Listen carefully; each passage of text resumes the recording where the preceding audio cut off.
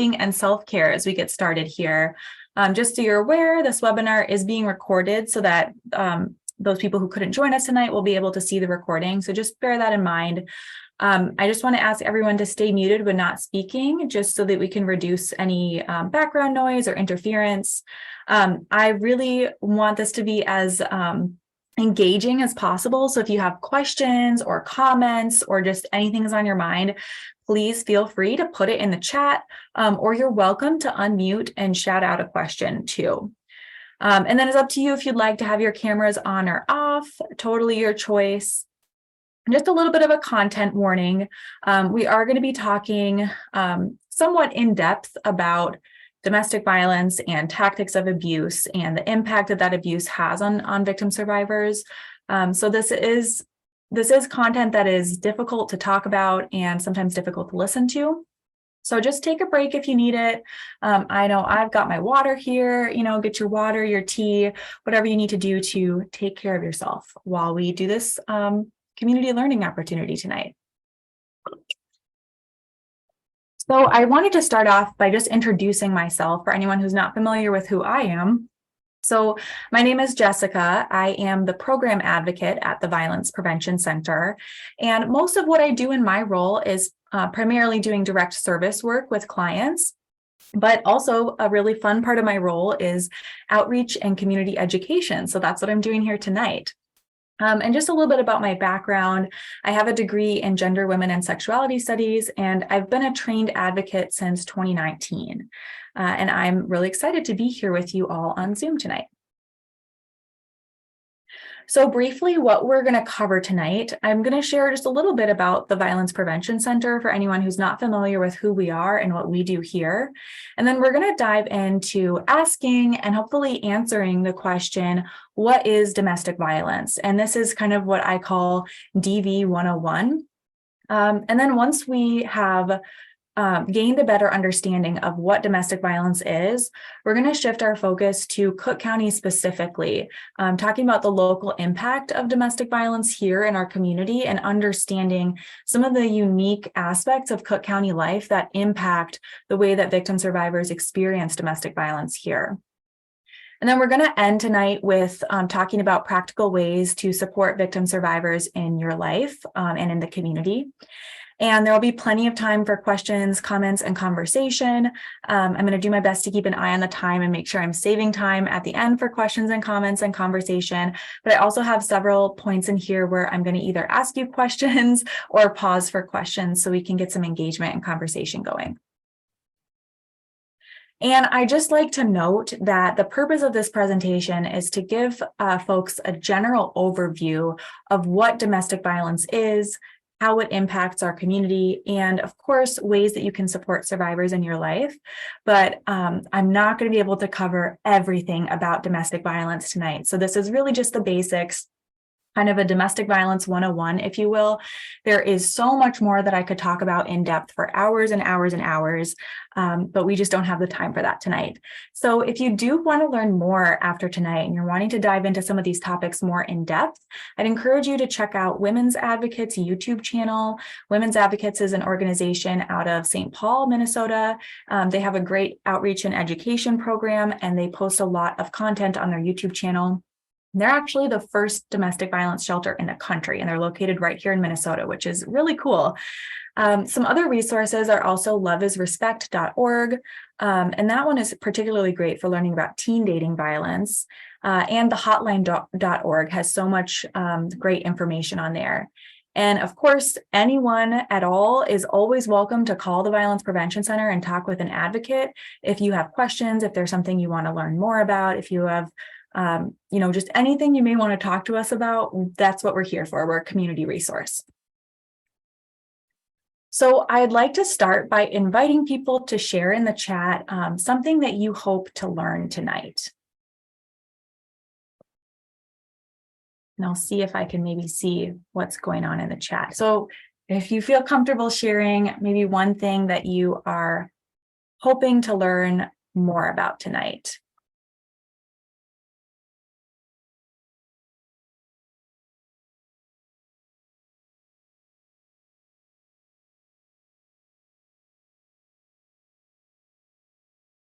Okay, thank you, Karen. So Karen shared how to recognize signs of domestic violence and how to support someone that I might suspect is a victim. So that's great. And I hope that you will come away from this presentation knowing a little bit more about that. We're going to go in depth on tactics of abuse. And these are things that might be red flags. And we're going to talk about how to support someone in your life. Valerie said forms of domestic violence and how to support victims. Great. Thank you for sharing, Valerie. And I see we have, as a new caseworker, just specific Cook County resources to best help my clients. Okay, great. Thank you for sharing. Okay. So I'm just going to start us off with a little bit of information about the Violence Prevention Center. Our mission here at the Violence Prevention Center is to foster a community which cultivates healthy relationships, empowers systems to serve individuals with equity and compassion, and does not tolerate violence. So we provide free and confidential services to anyone in Cook County who has been affected by or subjected to domestic violence, sexual assault, and human trafficking. We also support people around things like stalking and harassment, teen dating violence, and all forms of abuse. Our vision and philosophy at the Violence Prevention Center is we envision a peaceful and just community that's free from violence. So our core beliefs are that everyone has the right to live free from domestic violence, sexual assault, and human trafficking. And we believe that everyone must have access to free and confidential services, which is what we're here to provide. We also believe that community awareness and education are a necessary part of eliminating violence and building healthy relationships. So I'm hoping that's part of what we can do tonight. We also believe that those who choose to perpetrate must be held accountable for violent behavior, and that zero tolerance for violence must be a community standard. So we really believe in community accountability. And just a brief overview of our services for anyone who's not familiar with what services the VPC provides. Firstly, all our services are free and confidential. People can access services by either calling our 24-hour support line or by visiting our office, which is in the Cascade building in town in Grand Marais. A lot of what we do is providing emotional support, information, and referrals. A big part of our job is also legal advocacy. So we assist people through the process of orders for protection, harassment restraining orders, and a variety of other civil and criminal legal situations we help people navigate through, whether that's the criminal justice process or other civil legal processes. We assist people in making informed decisions of if they want to report to law enforcement or not, and we will accompany them to that law enforcement report if they choose to make that report. We also accompany people during medical forensic exams and other medical exams related to abuse. We have a short-term emergency safe housing program, and we also provide support for youth. So all of these services are available to anyone 13 years of age or older. Teens who are 13 or older do not need a parent's permission to seek services, and they're entitled to that same confidentiality as anyone else. We also do some community education, and we have a lending library, which is behind me. So if you've ever been to the VPC before, it's our first room in our office where we have a whole bunch of books that anyone is welcome to stop by and check out directly from us or through the Grand Marais Public Library. And I always like to share a little bit about what the role of an advocate is, just because I think this is something that not everyone knows exactly what it is that an advocate does at the Violence Prevention Center. So I kind of break down the role of an advocate into three main parts. Firstly, we provide information and resources, and also a listening ear and emotional support. Secondly, we support the decisions of victim survivors, whatever decision that is, and we support them in how they choose to move forward. And then lastly, as advocates, we are here to walk alongside victim survivors in their healing journey so that no one has to go through this alone.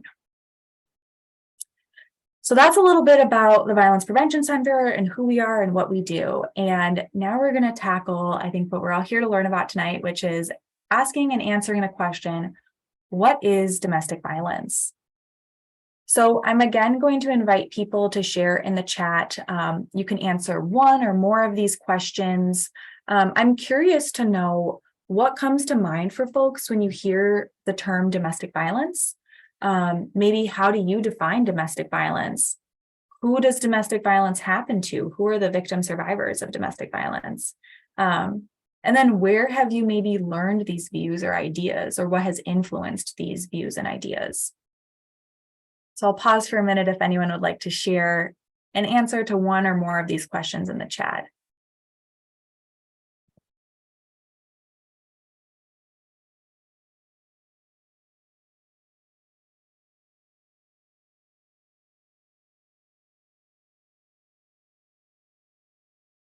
Okay, I see someone responded with fear, intimidation, violent nature. Absolutely, that makes sense. I see why you would associate that with that term domestic violence. Someone else shared it can be physical, mental, or emotional. Absolutely. And I see another person shared violence and emotional abuse. Thank you for sharing. Okay. So I have a graphic here to help us kind of understand something that we call like the relationship spectrum. So we see relationships exist on a continuum between healthy to unhealthy to abusive. I'm just trying to make sure that everyone can see the whole graphic. I hope my little control bar isn't blocking it. But on the far left here, I have green flags. So these are signs that a relationship is healthy. In a healthy relationship, some green flags are that both partners are communicating, they're both respectful, trusting, honest, both partners are equal, and they enjoy spending personal time away from each other. In a healthy relationship, both partners are making mutual decisions together, and they're economic and financial partners. And lastly, and probably most importantly, both partners feel safe to express themselves in a healthy relationship. Then kind of moving towards the unhealthy and abusive end of things on the spectrum, some yellow flags. So maybe pause for caution that some signs that things are going in an unhealthy direction would be when one partner is not communicating or is disrespectful, not trusting, or dishonest. When one partner is trying to take control, or when both partners are only spending time together. They aren't doing anything outside of the relationship or being their own person. When one partner is excluding the other from important decisions or is controlling the finances, or things are unequal or unequitable economically.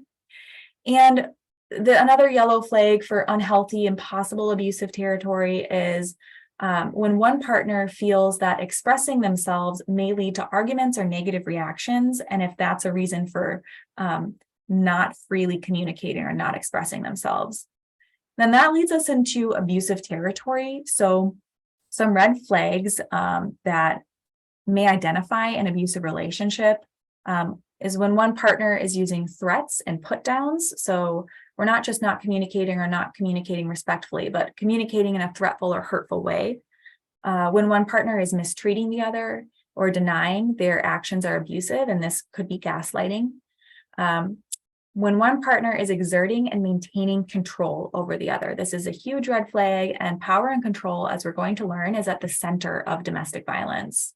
When one partner is isolating the other from sources of support, and maybe has complete control over the finances, or the other partner has no say or access to funds. And then lastly, using fear to get the other partner to comply. So the other partner does not feel safe expressing themselves. They don't feel safe sharing their opinion because the abusive party is using fear to get them to comply and go along with what they want.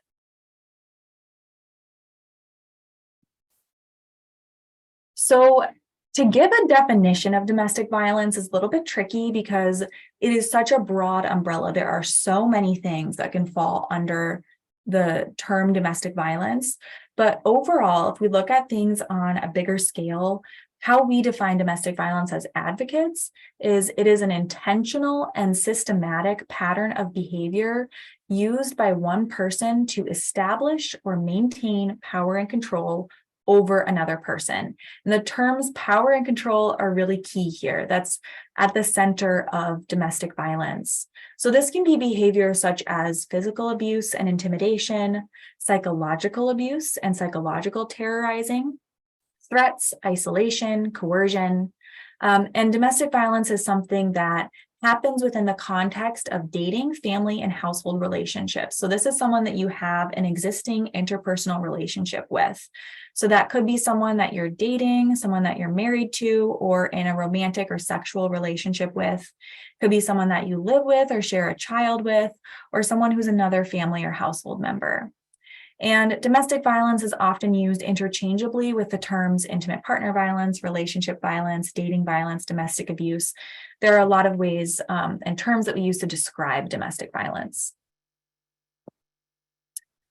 So this graphic on the screen is called the power and control wheel. This is something that we use really frequently as advocates to help educate people about the dynamics of domestic violence.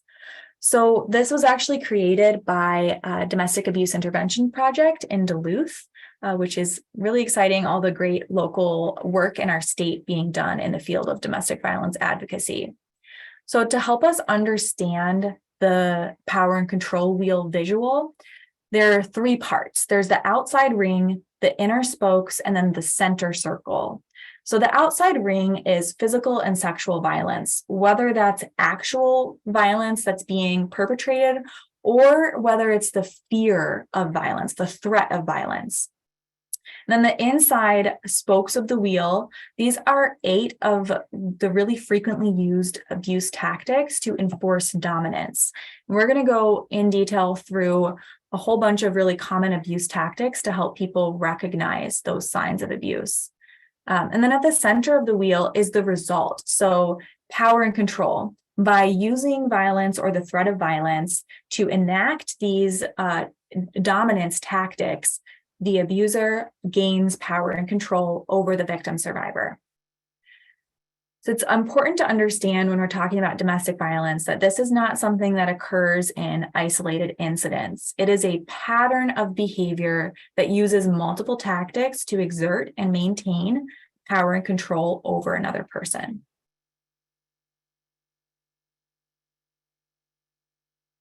So to help us understand the power and control wheel and really understand what I mean when I'm saying actual physical violence or the threat of physical violence and how that interacts with and impacts those abuse tactics that are in the spokes of the wheel, I have an example here. So this would be the tactic of using isolation. So isolating someone from their friends and family or from support people. So in a non-abusive relationship, but probably an unhealthy relationship, right? If we take this scenario of one partner telling the other, you spend too much time with your family, you should be at home taking care of things. I don't want you going over to your sister's anymore. So how would that other partner likely respond if this is not an abusive relationship? They probably would respond to that by maybe having an argument, having a sit-down conversation, or having further discussion. And that's because that person feels safe. They don't feel that they'd be in danger if they express their opinion and say, no, I disagree with this. That's really insulting to me. I care about my sister. She's important. And I'm going to spend time with her. That person has the sense of safety to express that. But when violence or the threat of violence enters the equation, it impacts the entire dynamic. So if we think about this scenario within the context of an abusive relationship, that threat of violence is always looming over things, and that impacts the effectiveness of this tactic of isolating the victim survivor from their friends and family. So in response, the victim survivor may comply out of fear. They may not say anything back. They may just agree and go along with it because they likely don't feel safe objecting or disagreeing or arguing because they know in the back of their mind that this person has either used violence in the past or has threatened to use violence. So violence is now on the table. So once that's been introduced as a possibility, they know that that's constantly a threat, that threat of violence. So this results in a constant or near constant state of fear for their physical safety. A lot of times people describe this as a fear of setting them off. And a victim survivor in this type of situation, their body and brain is in a long-term trauma response, which is fight, flight, freeze, or fawn. And we're going to talk a little bit more about trauma responses shortly here. And then another dynamic to be aware of is coercive control. So coercive control is something that exists as a result of the combination of the tactics and behavior patterns used by one person to exert power and control over the other. Women's Advocates has given this definition of coercive control as something that creates invisible chains and a sense of fear that pervades all elements of a victim's life. It works to limit their human rights by depriving them of freedom, agency, and their ability to make decisions. So coercive control is what sometimes victim survivors describe as like this person having like a grip on them psychologically or in their mind.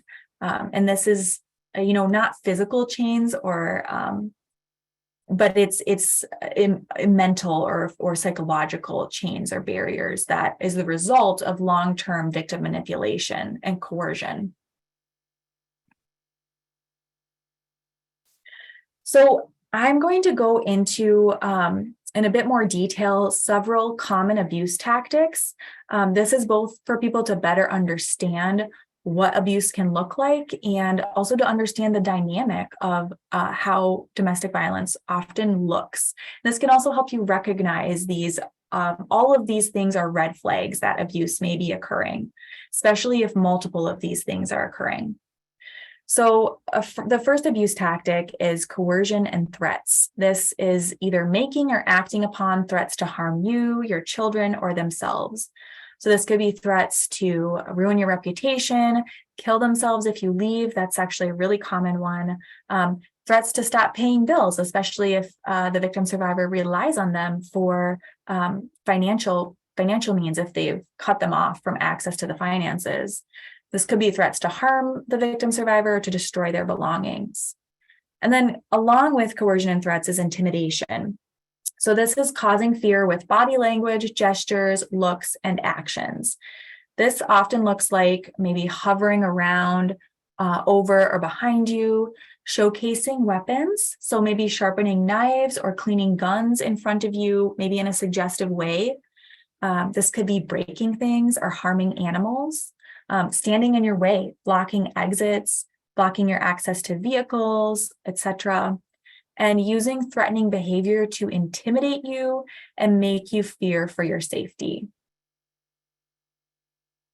Emotional abuse. A couple people mentioned that in the chat. So yes, emotional abuse is often part of the dynamic of domestic violence. It's more often than not, in pretty much probably every case that I've seen, it's not just physical abuse. It encompasses so many other abusive tactics, and emotional abuse is very common. So this often looks like jabs at your self-esteem or confidence. This may include gaslighting, things like downplaying the abuse, saying it was just an argument or that you had it coming, shifting the blame onto you for their behavior, gaslighting you, saying things that you're hearing or thinking aren't real, trying to rewrite your reality or your memory, making you question your sanity, making you believe that you're, crazy. Put downs. So things like you're not smart enough, you're not good enough, body shaming, name calling, and removing confidence in the victim survivor by saying that, no one will believe you, or you'll go to jail if you report, and making it so that they don't believe that they would get help if they did speak out.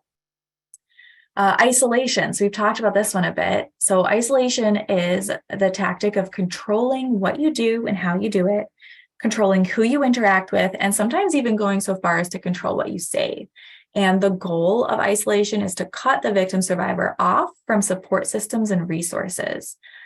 This could be physically locking you in a room, vehicle, or other confined area, or monitoring your interactions with others, making sure you always have your phone location on, always wanting to know where you are, who you're with, taking pictures to prove who you're with or to prove where you are. And then again, with technology being around you while you're on the phone or computer, or demanding access, demanding your passwords, they can go through your phone, your computer, your search history.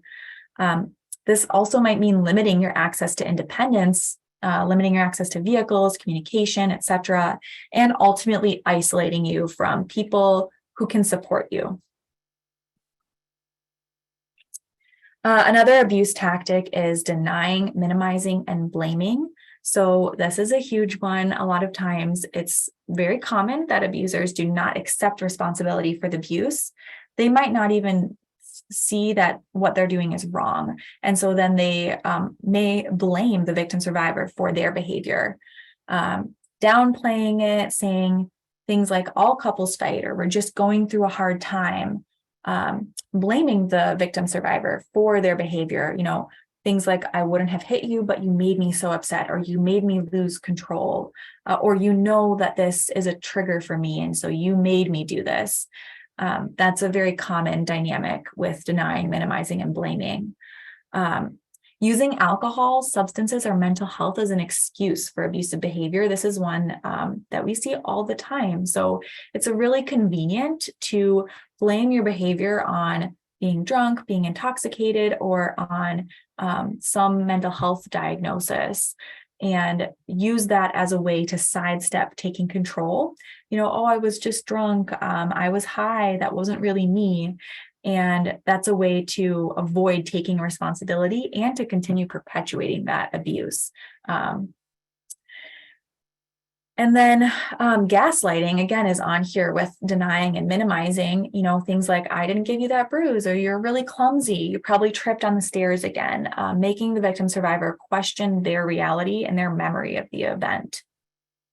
Using children is another abuse tactic. This involves bringing children into the equation, whether you share children with that person or whether you have children on your own.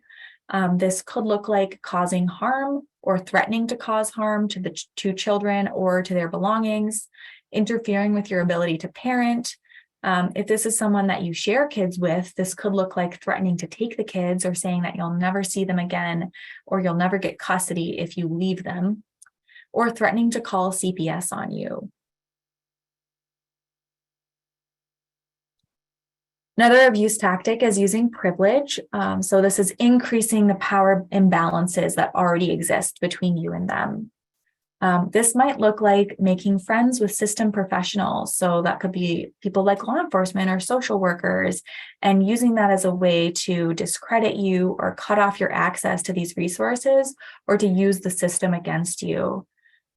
Sometimes people may do things in the community, like publicly volunteering or helping others to better their reputation, because a lot of the time when someone is grooming and manipulating a victim, it's not just limited to the victim. They're grooming and manipulating an entire community. So that's why a lot of times when things come out about people who have abuse or sexual assault allegations against them, it's not uncommon that that's someone who's, a pillar of the community or a really great person, and everyone thinks they're a wonderful person. And sometimes that's part of the tactic to make it so that a victim survivor wouldn't be believed if they did speak out.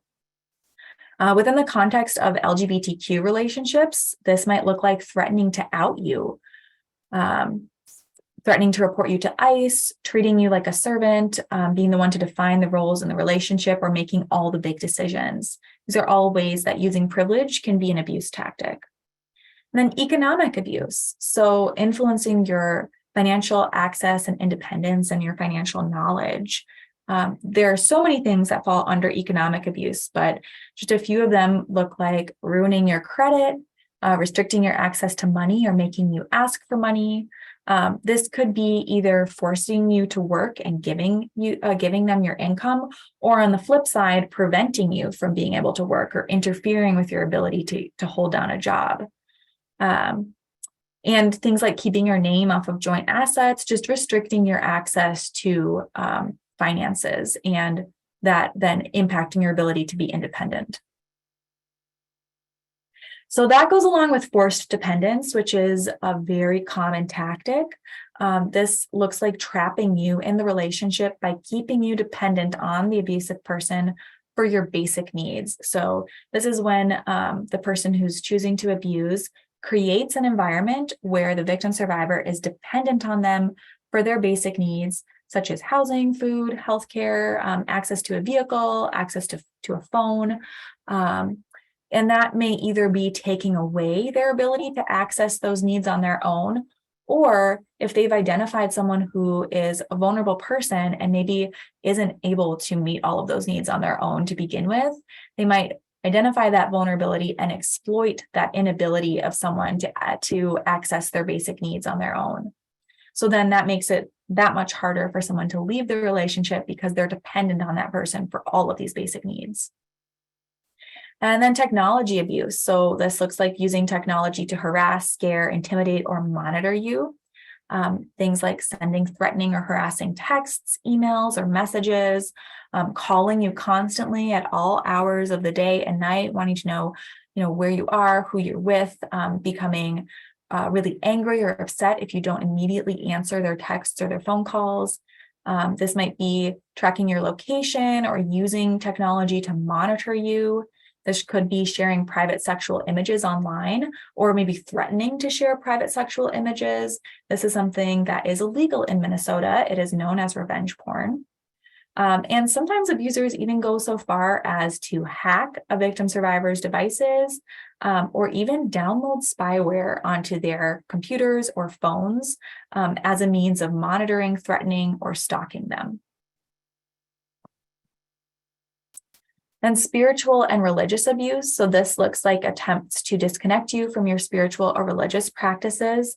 And this is kind of goes hand in hand with isolation, because if a spiritual or religious practice is something that is a huge support and big part of someone's life, an abuser may identify that and chip away at that to disconnect someone from their supports and from things that separate them as an individual versus the relationship. So this might look like using spirituality or religion as an excuse to abuse. Someone might say things like, this is God's will, or Spirit told me that we're meant to be together, using their spiritual beliefs or scripture to justify abuse. Harassment and put downs on your belief system, making you feel inferior for what your religious or spiritual beliefs are, and restricting your access to spiritual and religious practices and groups. So maybe preventing you from going to church if that is a place that is a big support for you or where you have community, or preventing you from practicing your spirituality or your religion. And then cultural abuse often goes hand in hand with spiritual and religious abuse.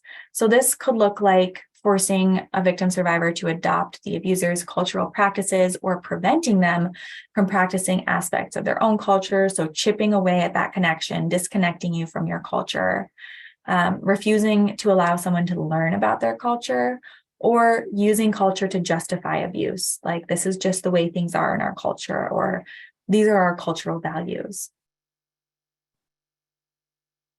Then we have reproductive and sexual coercion. So this is behavior that is intended to maintain power and control over someone's reproductive health and sexual autonomy.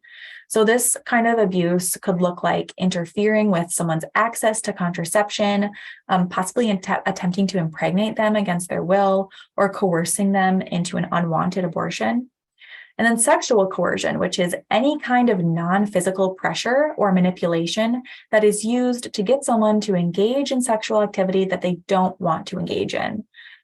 This might look like saying things like, it's your job to attend to my needs, or I'm just a very sexual person, I have a lot of needs. This could be threats like, deny me and see what happens, or if I don't get it from you, I'll have to get it somewhere else. And then lastly, here with sexual coercion, of course, we have physical and sexual violence, which is using actual or threatened violence to establish and maintain power and control in the relationship. So this is using that violence or that threat of violence to keep the victim survivor compliant and make them do what the abusive person wants. This is any physical harm or physical violence, sexual assault, or placing you in imminent fear for your physical safety. So This could look like punching holes in the wall, throwing things, smashing plates, brandishing weapons, charging at you. All of those things where even if they didn't physically harm you, they're acting in such a way that you're in imminent fear for your physical safety. So I know that was a lot of information that we delved into on abuse tactics, and I want to pause and just see if anyone has questions now that they want to unmute and shout out, or maybe share in the chat. There's really no end to the tactics that an abuser can use. These are just a few of them, truly. And it's important to know that many of these tactics, they happen behind closed doors and they're easily hidden from the public. So they're not always things that we're seeing really clearly unless we're maybe in a close relationship with someone who may be subjected to domestic violence.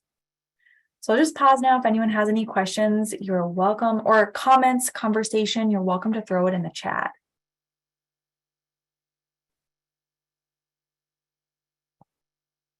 I see someone else put in the chat too, no one is immune to domestic violence. It happens in all demographics. And that's absolutely right. Regardless of race, gender, sexual orientation, class, pretty much any identifier, domestic violence happens everywhere and it happens across the board.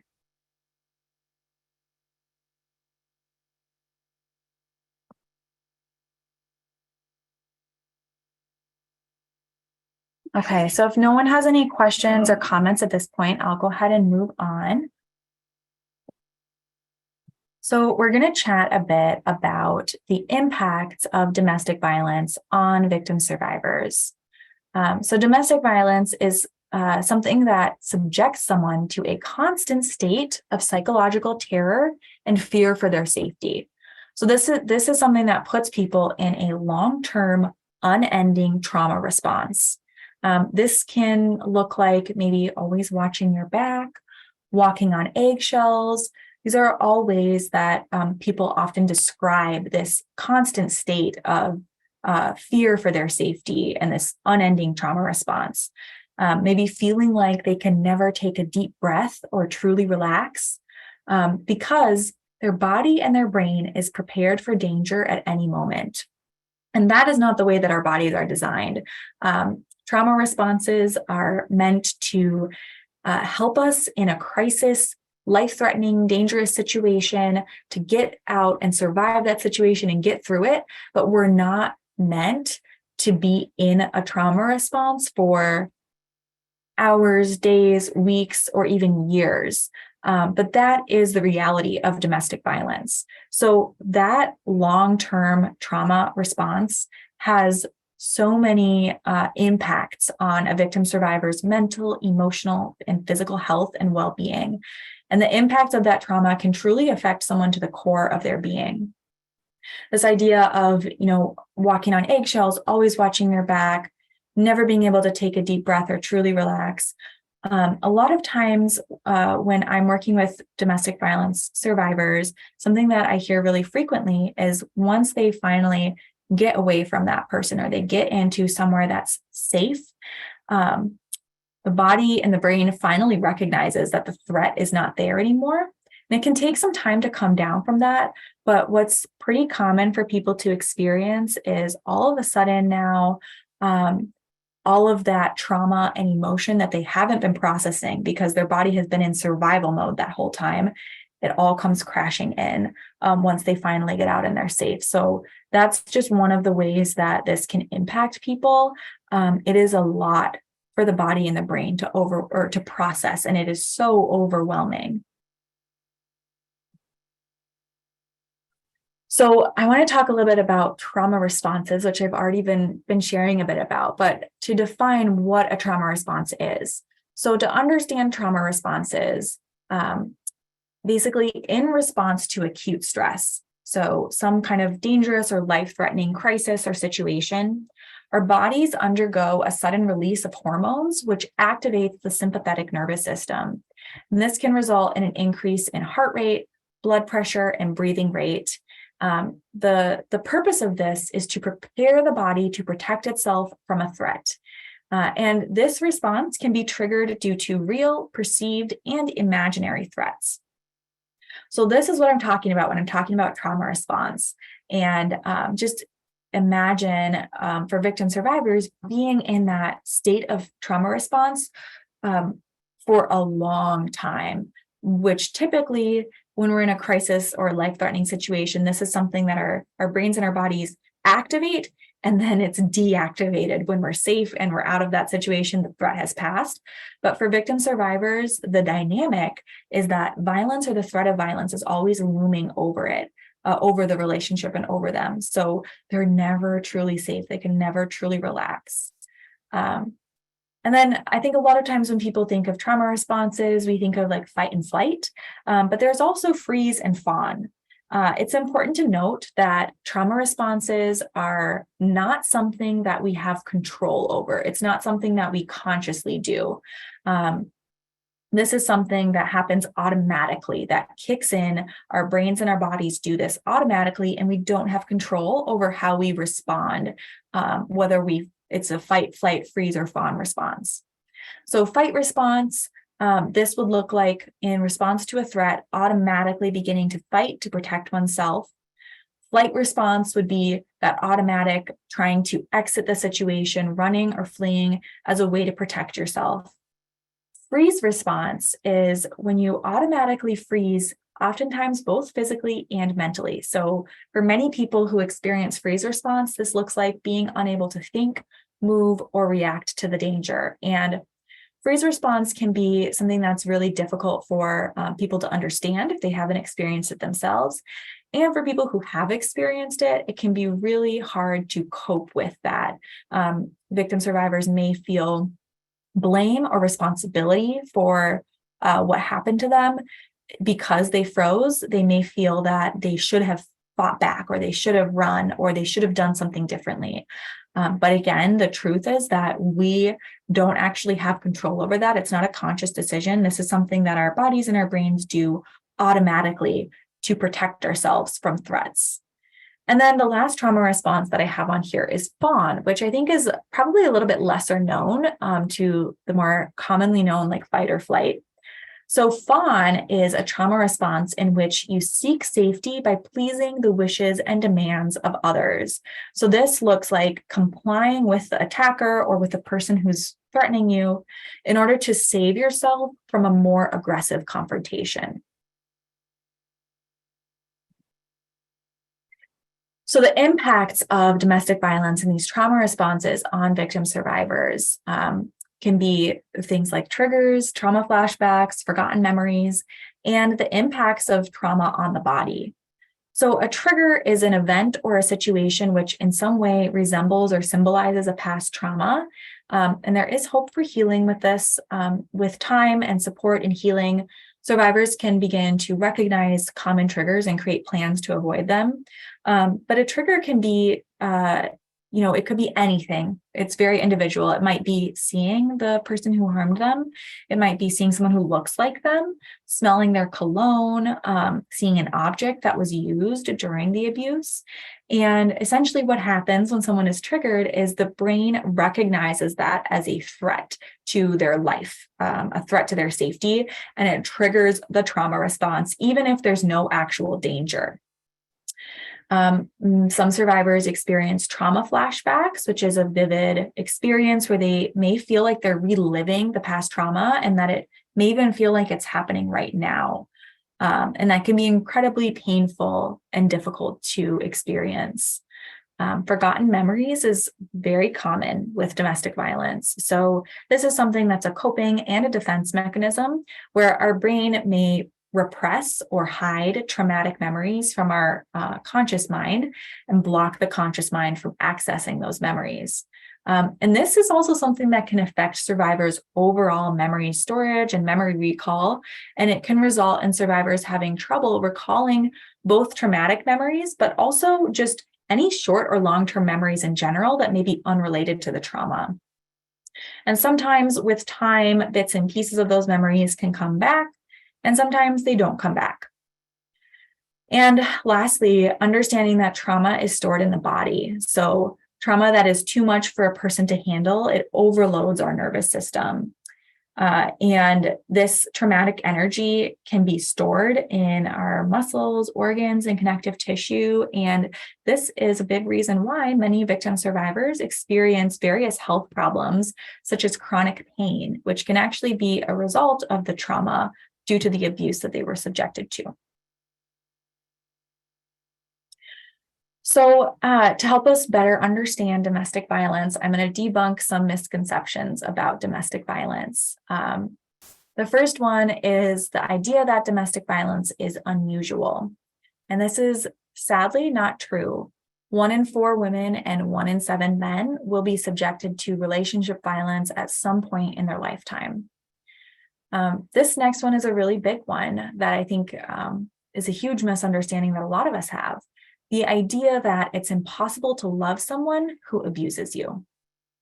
Well, the truth is that domestic violence is complex and nuanced, and victim survivors can and very often do feel love and affection towards the person that's abusing them at the same time that they're experiencing that fear, shame, and violence. So those things can exist simultaneously, and that can be very confusing for victim survivors to experience. And feeling love for the abuser is one of many reasons that it may be difficult for someone to leave the relationship. The next misconception is the idea that domestic violence is something that happens when someone loses control, flies off the handle. So it's important to understand that domestic violence is a pattern of behavior in which one person chooses to exert power and control over the other person. Domestic violence is intentional. It is a choice. And abuse tactics, which we just learned about, they are well thought out and they're used purposefully. Abuse has many subtle and blatant forms, and it is a choice and it is a pattern. So another misconception is that domestic violence is always physical. And I think some people were maybe getting at this in the chat, sharing things like emotional abuse. This is absolutely incorrect, that domestic violence is always or only physical. We know that domestic violence exists on a continuum of behaviors. So it's not just physical violence, and it's really rare that the first act of abuse is a violent one. Abuse can be emotional, psychological, verbal, economic, and sexual, and it almost always escalates over time. So a person that abuses may initially be charismatic and caring, before they slowly start to wear away at a victim survivor's self-esteem, maybe by criticizing them, implying they're not good enough, and introducing abuse tactics such as isolating them from friends and family and sources of support. Another misconception is that there's no good reason for someone to call the police. Well, there are a lot of reasons that a victim survivor may not call law enforcement for help when they're being subjected to abuse. Firstly, they may hesitate because, again, they may love their partner and they don't want them to go to jail. Or they may fear that calling might escalate the violence. Maybe they've called before and law enforcement didn't have probable cause to make an arrest. And so law enforcement left and they were left alone with the person who's harming them, and it escalated the violence. Or maybe they have called before and their abuser was arrested and then bailed out a day later. Those are all reasons why someone might fear for their safety and might feel that calling law enforcement could make things worse. They also might fear that law enforcement won't believe them, especially if their abuser has led them to believe that no one will listen to them and no one will believe them. They might also just think that there's nothing that law enforcement can do. They might not feel that law enforcement can help them. So another misconception about domestic violence is that people who commit domestic violence are violent across all of their relationships. This is the idea that, well, if this person was really abusive, I would know because I'm their friend and I would see it. Well, it is possible that an abuser may demonstrate abusive behavior outside of an intimate relationship, but it's very common that they will actually present as a kind, generous, and charming person to others. So individuals who choose to abuse their partner often make an effort to seem especially charismatic to people which in turn makes it less likely for others to believe the victim survivor if they speak up.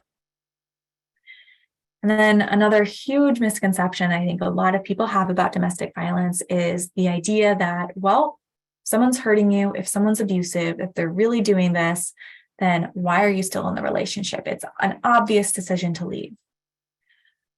Well, so why does the person stay? Domestic violence is often talked about as if there's this very simple solution. If someone's abusive, you just walk away. But relationships that involve violence and abuse are often very complex, and the situation is truly much more nuanced than that. There are countless barriers and risks that prevent someone from leaving, and we'll talk a little bit more about that shortly. Okay, here we go. It's on the next slide. So this question of why do victim survivors stay? There are so many reasons. I could talk all night and not even get through probably the tip of the iceberg of reasons why people stay. But just if we think about what we've learned tonight so far, so think about the abuse tactics that we've learned about. How might those abuse tactics impact someone's ability to leave? So again, we learned love can exist within domestic violence. That person may love the perpetrator. Maybe they're dependent on the perpetrator for housing, food, finances. So these are tactics such as forced dependence or economic abuse. Used with the tactic of isolation, the victim survivor may be isolated from supports. They might not have the support that they need to actually leave the relationship. They may not have access to simple basic needs, things like a phone, vehicle. They might not have access to their important documents, depending on the abuse tactics that have been used. And this is, I can't even say it's even scratching the surface. I would say we're scratching the surface of scratching the surface on the reasons why people stay in abusive relationships. But this is just a few examples, some food for thought to consider that it is inexplicably difficult. There are so many barriers, and it's so unique depending on someone's individual situation that prevents people from leaving. Another piece of this puzzle is that leaving is often dangerous. So according to Violence Free Minnesota's 2021 Intimate Partner Violence Homicide Report, about 45% of the 2021 intimate partner homicide victims were either leaving the relationship or attempting to leave when they were murdered by their either current or former partner. So victim survivors often have very real fears for their safety.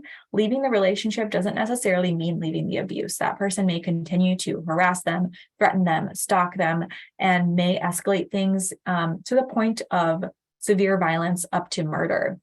And so just as we learned that domestic violence is all about power and control, when someone leaves a relationship, that abusive person is losing the power and control. That's the worst thing that could happen for them, because their main goal is to exert and maintain power and control over the victim survivor. So when a victim survivor leaves, the abuser is losing power and control, and they may go to extreme lengths to reinstate that power and control, up to even murdering them. And then on average, research shows that it takes about 7 to 8 attempts, maybe more, before someone is able to leave the relationship successfully. So all of this is to say there are so many reasons and so many barriers to leaving. It's simply not as straightforward as if they're abusive, you just leave. It is so much more complex and nuanced than that. So again, I'd like to pause for questions here now that we've covered the tactics of abuse, misconceptions about domestic violence, and impacts on survivors. I'm wondering if anyone has any questions, comments, anything they'd like to share. Feel free to unmute or put it in the chat.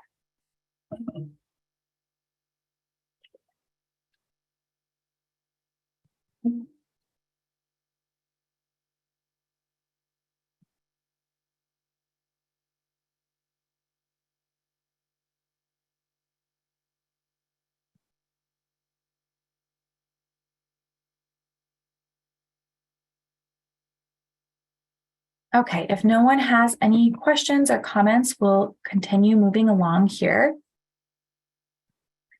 So now that hopefully we've gained a better understanding of what domestic violence is, what tactics of abuse look like, we've debunked some of those misconceptions about domestic violence. Oh, do I see a chat? Okay, so someone asked, what is the right thing to do or how to approach the topic with someone who you suspect is experiencing domestic violence? This is a great question. We're going to talk right now about Cook County specific domestic violence and the local impact. And then we're going to wrap up with how to support a victim survivor. And hopefully I'll be able to answer this question when we get there. So thank you for asking this question. And please, anyone else, if you have questions, keep them coming. So focusing in now on Cook County and the local impact of domestic violence, now that we hopefully have a better understanding of domestic violence and the dynamics of abuse, looking at Cook County specifically. So I have some data here from our past 5 fiscal years. We track our total number of clients and we track some various other data here at the Violence Prevention Center. And have this neat little graph, but also on the next slide here, I have it laid out in table format. So from fiscal year 2018 up until fiscal year 2022, which was our last fiscal year, you can see that we've increased our total number of clients per year. So the top row is total clients per fiscal year. From 2018 to 2022, it's increased from 140 to 179. And you can see a pretty big jump here between 2020 and 2021. And this may be due partly to COVID lockdown and the fact that that may have exacerbated abuse that was occurring in the home. And then we have the next row down is total client contacts. So this is like every phone call, email, text message, meeting that an advocate at the Violence Prevention Center has with every single client. And you can see that our client contacts have jumped from 2018 from just a measly 197 to 2022, way up to 667. And then safe housing, we do provide short-term emergency safe housing here in Cook County since we do not have shelter. And you can see our safe housing numbers have kind of jumped around with the lowest being 8 and the highest being 33. So I just share these numbers to help kind of give people a sense of where things are at in Cook County as far as people seeking services at the Violence Prevention Center, the number of clients that we're typically working with in a year, and not just the number of clients, but also the amount of support that clients are needing, which is reflected in our total client contacts. So an interesting piece of this data is that 75%, roughly 75% of clients primary presenting victimization, so the main reason why they're seeking services at the Violence Prevention Center is due to domestic violence. And about 25% of clients primary presenting victimization is sexual assault. And that is consistent across all past 5 years of client data. So we primarily work with people around domestic violence. About 75% of people who seek services here are seeking services due to domestic violence. It's also important to note that this is underreported. So this data only represents people who sought services here at the VPC, does not fully represent all victims in the county. So there are people who maybe they've never told anyone, or maybe they have reported it or shared it with someone or with law enforcement, but they maybe never sought services here at the VPC. So those people are not reflected in these numbers. And then now that we, have gained a better understanding of the tactics of abuse, there are some aspects of life in Cook County that are a little bit more unique to us here in our community that really impact victim survivors' experience of abuse locally. So the first tactic that is frequently comes up with Cook County specific things is isolation. So if we think about Cook County in general is isolated and remote, and there are a lot of even more isolated and remote locations all around the county, people living off grid in a lot of creative living situations. And so for victim survivors who are physically isolated in that way, that impacts their safety planning, their access to resources, transportation. it greatly impacts their ability to flee. So, if you live way out in the middle of nowhere and your nearest neighbor is 2 miles away and you don't have access to a vehicle, you don't have access to a phone, that's going to make things really difficult for you to seek any kind of support, let alone actually leave the relationship or physically leave the home. And then if we look at the tactic of forced dependence, well, we all know that we have a major housing shortage in Cook County. So a frequent dynamic is that victim survivors are dependent on the abuser for housing. We also have a relatively high cost of living here compared to other rural areas in Minnesota. So it's not uncommon for victim survivors to be dependent on their abuser to be able to afford basic needs. And then again, with our remoteness and somewhat isolated location here, not everyone has access to cell service and internet, and especially depending on where they live or what their internet or phone service situation is at their house or wherever they're staying, and that can greatly impact people's ability to get help. And then lack of transportation too. So if someone doesn't have a vehicle, we don't have the kind of public transportation infrastructure that exists in a metro area. We don't have things like Uber or Lyft here. So lack of transportation, and then the fact that we're a geographically large county. So if someone lives 30, 40, 50 miles outside of town and doesn't have a vehicle or only has access to a vehicle through the person who's abusing them, that may make it really difficult for them to get support, report to law enforcement, come and talk to the Violence Prevention Center, or enter safe housing. And then thinking about the tactic of intimidation and how that plays into our specific location and remoteness, just the fact that we are located in kind of a remote wilderness area, that's something that abusers may use as a way to intimidate someone. So things like, I know how to get rid of bodies in Lake Superior, or insinuating that, there are lots of places to hide a body, or no one will hear a scream because of the remote location that someone may be in. And while that may not be a direct threat to a victim survivor, it's an intimidation tactic. So introducing the threat of violence into the equation.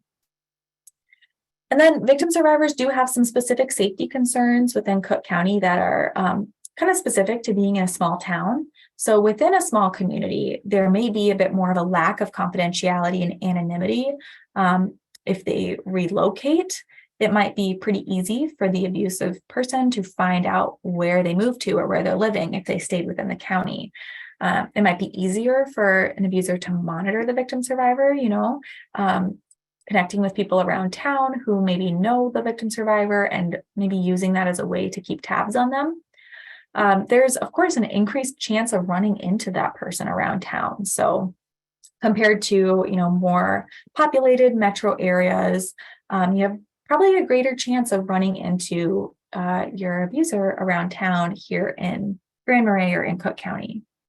And for many people, this means that leaving the relationship often means leaving the county. Not always, but it may be that they won't feel safe, won't feel secure if they stay in the county. So that is, again, another huge barrier that people may have to leaving. Okay, and then before we wrap up with talking about how to support victim survivors, I just wanted to see if anyone had any questions or comments about Cook County specific experience of domestic violence.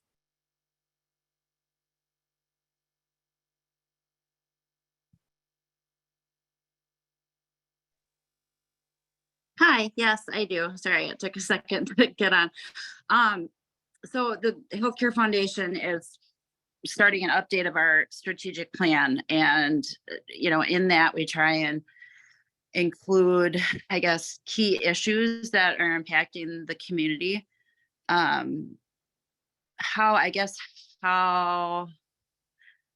critical, or, how big, and I don't know how to articulate this properly, but how big of a problem is domestic violence in Cook County? Like, is it under-resourced? Does it need solutions, more solutions or support? should it be included as a critical issue? Yeah, that's a great question. Thank you for asking that. I think I'm probably biased being an advocate that I would say yes, of course, it's a critical issue. Um, and just knowing that, like from those numbers that I shared, like of those people who are in services, 75% of those people are coming to us because of domestic violence. Whether that's someone who's directly being subjected to it or who's coming as a friend or family member of someone who's being subjected to domestic abuse. I think probably what I see as one of the most pressing issues and areas that the county is lacking in as far as support for victim survivors is probably housing, which is just a general issue that we're facing as a community. But that is a huge barrier to people leaving, especially if they aren't going to be able to find other housing or can't afford housing without without the abusive person contributing to the finances, not being able to have a safe, like long-term place to stay. We do offer short-term emergency safe housing, but that's typically a few nights, and it's usually a bridge to some other kind of longer-term safety planning, like going into a shelter, or is there friends and family that you can stay with, or maybe we can apply for an order for protection. But I would certainly say that yes, it is a critical issue in the county. And I think Lindsay and I would love to chat with you more about that, Valerie. Down and talk about it and see how we can include that. It seems wrong saying how big of an issue is it, because even one incident is one too many, right? But how does Cook County, do you have data to compare to other communities? Is there higher instances of it here because of all the challenges in the rural nature? Yeah, that's a really good question. I don't have an answer to that as far as like comparing the data, but that's a really interesting thought. And I think I don't have a pen with me, but I'm mentally jotting that down because I'd be very interested to know that as well. Yeah, if there's higher occurrences, and what are the challenges that's tied to, so we are so that we move the barriers. Yeah, that's a great question. Thank you for sharing. Thank you for this. Okay, I'm gonna shut up now.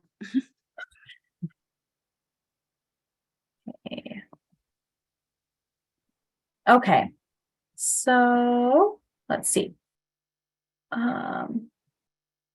Okay, so now to wrap up tonight, we're going to talk about how to support a victim survivor in your life.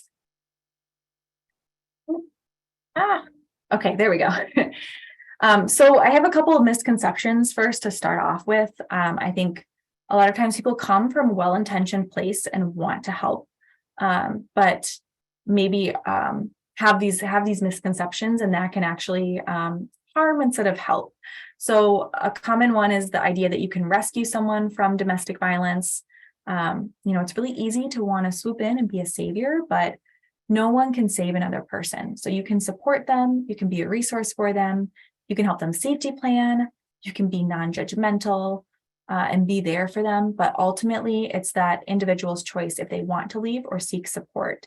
And at the end of the day, it's not actually really going to be helpful to tell someone what to do, to tell them you have to leave or this is abuse, or to identify it and name it for them if they're not ready to take that step themselves. And then along with this is the idea that tough love is the best way to help someone who's being subjected to violence. So, it's really tempting to push someone and, maybe give them ultimatums or tell them, you need to leave. This is what you have to do, or I'm not going to continue to be your friend if you stay with this person. It's tempting to want to approach things that way and it's coming often from a place of love and care for that person, but ultimately pushing someone to leave a relationship is not often helpful.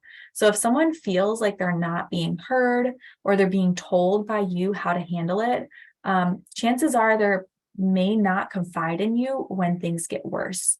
And not listening to them or respecting their wishes is often similar to how they're being treated in that abusive relationship. So with that being said, how can we do our best as friends, family members, community members to support victim survivors. So the first thing you can do is to be a listening ear. Listen without judgment. A lot of times there's shame and guilt associated with domestic violence, and that victim survivor may have internalized the idea that the abuse is their fault, that they asked for it, that they should have gotten out sooner, that they should have, done things differently. And they may be fearful of sharing what happened to them or sharing what they're dealing with someone for the fear that they're going to judge them, or, think that they should have handled it differently. So just starting by listening without judgment and believing them can be so powerful. That can look like providing a listening ear when that person needs to talk, being a safe person for them to express their feelings to, and just understanding that that person may have been isolated from their family, friends, and resources. So keeping that in mind as you're there as a support person for them. And then, of course, another great thing you can do is what everyone here tonight is doing, is learning about the dynamics of domestic violence to help you better understand what this person is going through. I think we had a question in the chat a little while ago. The question was, what is the right thing to do or how to approach the topic with someone who you suspect is experiencing domestic violence? So that's a great question. If you are seeing red flags in a friend or family member's relationships, things are feeling off, maybe you're recognizing some of the abuse tactics and red flags that we talked about. I would encourage you to not be afraid to broach the subject with that person, but just understand that they may not be ready to talk about it with you. They may not even be in a place where they themselves recognize what's going on. And as hard as that is in a supportive role, it's part of the process. So that doesn't mean that you shouldn't reach out to them. That person, if that's a person who's close to you, you know them best, whether that's sitting them down over coffee or just gently sharing that you have some concerns and letting them know that you're a safe person to talk. But just be aware that of the ways that they may react. So they may really appreciate it. They also might brush it off and say you're being ridiculous. They might not be at a place where they can even accept and admit to themselves that they're experiencing abuse. So if they're not even there yet, they might not be able to confide in you.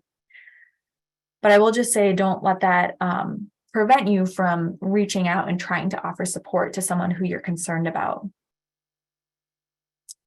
So another thing you can do to support someone is safety planning. So you can safety plan with them. Safety planning is a service that we provide here at the Violence Prevention Center. You can connect them with us to have us do safety planning with them.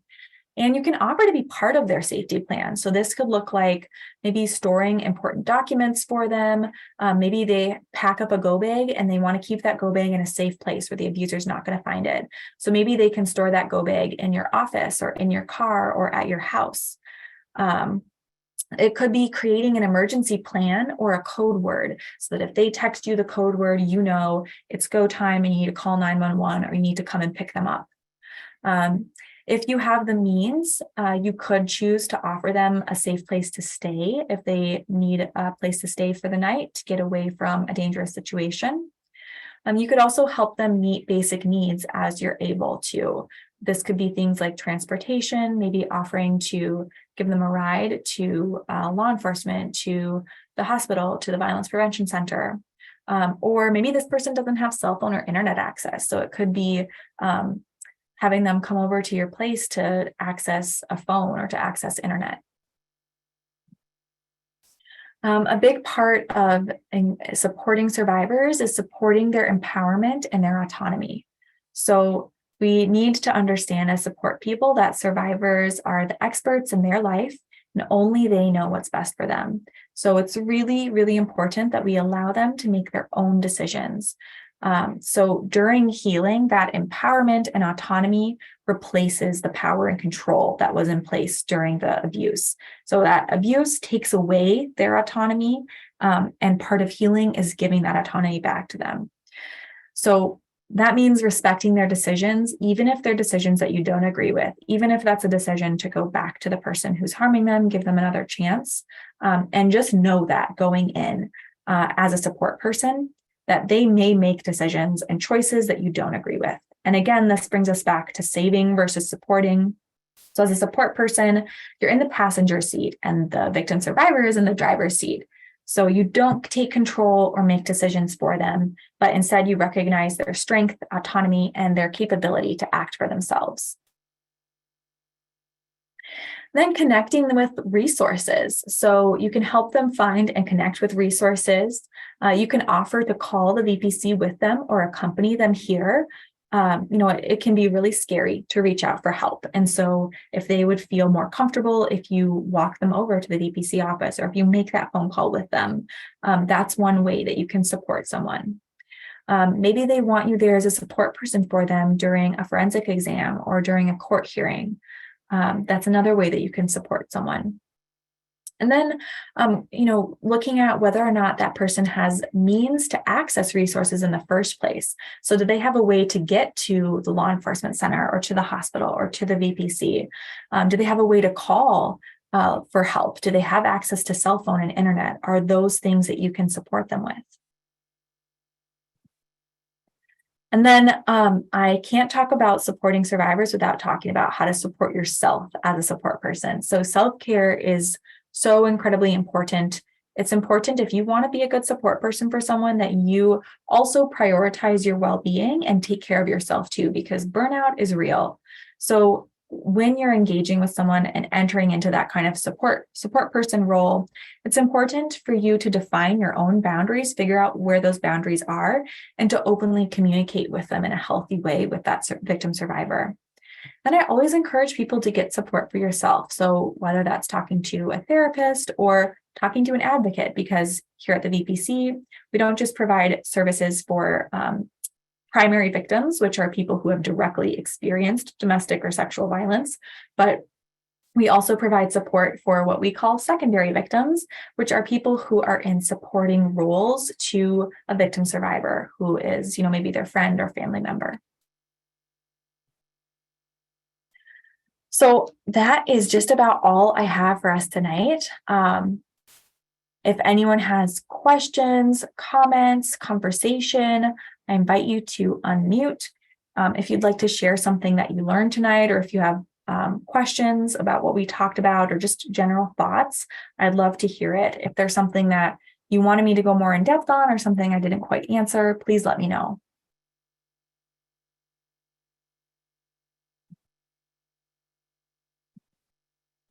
Jessica, how many advocates do we have in Cook County?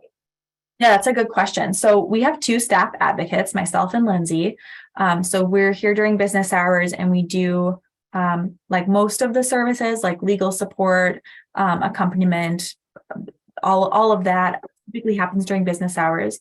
But then we have a team of on-call advocates who are volunteers from our community who go through 40-hour state certification training that we provide to become certified as advocates.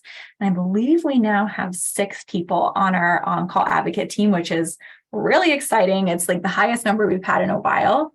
And so those are people who help staff to answer the 24-hour line after hours. After hours, we answer the phone if you call. We also respond in person to some things, like if someone is getting a medical forensic exam after a physical or sexual assault, 24 hours a day, an advocate is available to accompany that person. We're also available to respond in person for law enforcement interviews or to help someone access safe housing after hours. Wow, that seems like that would be a difficult job to have. Thank you. That's why self-care is so important. I really promote it. And you talked a little bit about the 13 plus age. How are you, I assume you're reaching out to the schools and letting them know, and the kids in the schools, and what kind of program do you have to let them know that they have resources? Yeah, so I actually just finished, with ISD 166, we did a 6-week girls empowerment group for 7th grade girls in partnership with Anna Sandstrom, the school social worker there. So that is one of the ways that we get into the school and start to form a relationship with students. And we also do a boys group when we have staff for that. So that's part of our outreach. In the past, we've taught programming in 9th grade and up on, we have a dating violence prevention curriculum that we're trained in. So that's something that we've done in the past and that we're looking towards for the future.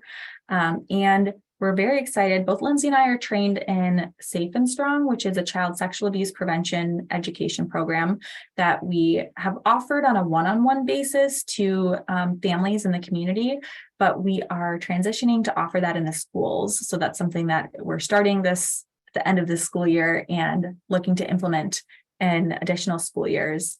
And actually just this week was in the 9th grade health class up at ISD 166, because the students just finished learning about consent and healthy relationships. So I was like, them all about what we do and the services that are available. But yeah, we're always looking for ways to increase our outreach in the schools, because I think a lot of teens aren't necessarily aware of even who we are and what we do, and that services are available to them, that they do not need a parent's permission. And we legally cannot tell their parent that they're even seeking services, let alone what we talked about. Yeah, because you can imagine having a bad relationship with someone and then having to see them in school every day. I mean, you have to go to school. So yeah. And really so also something that we often support people around, like Title IX advocacy, because students have rights if they're experiencing domestic or sexual violence or sexual harassment, either at school or from someone who is at the school, whether or not it's happening on school grounds. Oh, great work. Yeah, this is a lot of information. No kidding. Thank you so much for the work you guys do. I just can't even imagine having, all the things that you experience and take on. Well, thank you for joining us tonight. I'm really glad that people joined live, and I hope that more people will be able to get some of this information via the recording too. Do you guys have a relationship with the youth center, the North Point youth group? Yes. Yeah, I know Lindsay has worked with them in the past. I want to say that they've helped with boys group in the past. But yes, we're kind of considering what are our future outreach options for teens in the community. That's absolutely been part of the conversation. That's great. Really cool. How many people work at your organization altogether? Right now it's just me and Lindsay, who are actually paid staff. And then we have one of our on-call advocates who's been an advocate for like over 20 years, volunteering with the Violence Prevention Center. It's really incredible. That person is our paid like weekend on-call advocate. So that person covers most of our weekends and is technically on the payroll, but we are hiring for a third person. So. All right. Okay. Well, thank you everyone for coming. I really appreciate everyone's presence and engagement.